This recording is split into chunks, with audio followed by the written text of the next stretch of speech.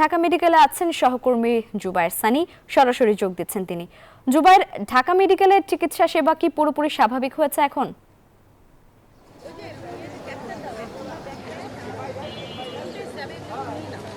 পুরোপুরি স্বাভাবিক বলা যায় না, কারণ জরুরি বিভাগে চিকিৎসা চললেও বহির্বিভাগে কিন্তু চিকিৎসা বন্ধ রয়েছে এবং সে কারণে বেশ বিপাকে পড়েছেন যারা রোগীরা।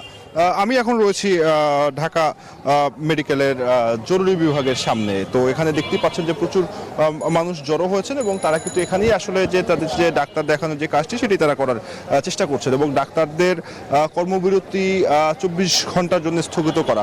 তাদের কিন্তু 4টা দাবি রয়েছে, যার মধ্যে একটি দাবি আমরা দেখেছি যে আসলে পূরণ করা হয়েছে, যে তাদের নিরাপত্তা বৃদ্ধি করা। আমরা প্রচুর সংখ্যক আইনশৃঙ্খলা বাহিনীর সদস্যদেরকে এখানে দেখেছি, বিজিবি সদস্যরা যেমনি রয়েছে তেমনি সেনাবাহিনীর সদস্যদেরকেও আমরা দেখেছি। এছাড়া তাদের যে বাকি যে 3টি দাবি রয়েছে এর মধ্যে অন্যতম এই ঘটনার সঙ্গে যারা জড়িত তাদের দ্রুত গ্রেপ্তার করা সহ অন্য যে 2টি দাবি রয়েছে সেই 2টি কিন্তু এখনো পূরণ করা যায়নি। আমরা কয়েকজন রোগীর সঙ্গে কথা বলেছি যারা বিশেষ করে ঢাকার বাইরে থেকে এসেছেন। তারা কিন্তু বহির্বিভাগে তারা চিকিৎসা নিতে গিয়েছিলেন, কিন্তু সেখানে তারা ব্যর্থ হয়ে এখন জরুরি বিভাগের সামনে এসে জড়ো হয়েছেন। তো বলা যায় যে